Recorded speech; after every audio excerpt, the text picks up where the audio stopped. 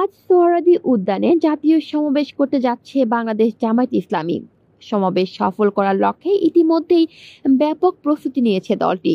এর মধ্যে দেশের বিভিন্ন প্রান্ত থেকে নেতাকর্মীরা ঢাকায় এসে সমাবেশ স্থলে জড়ো হচ্ছেন।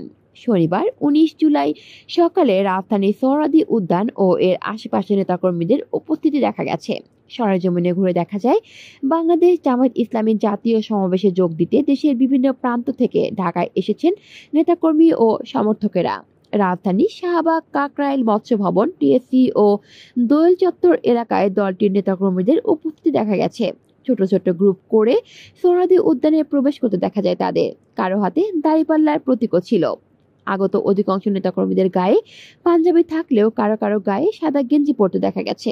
জানা গেছে, সমাবেশের নেতাকর্মীদের আনতে ৩ জোড়া বিশেষ ট্রেন ভাড়া করেছে দলটি। এসব ট্রেন একবার করে চলবে রাজশাহী ঢাকা রাজশাহী, সিরাজগঞ্জ ঢাকা সিরাজগঞ্জ এবং ময়মনসিংহ ঢাকা ময়মনসিংহ রুটে। আরও জানা গেছে, আজ সকাল 10টা থেকে কুরআন পাঠ হবে, এতে হামদ ও নাত পরিবেশন করা হবে। মূল অনুষ্ঠান শুরু হবে দুপুর 2টায়। কলি শিকদার, বাংলা নিউজ নেটওয়ার্ক।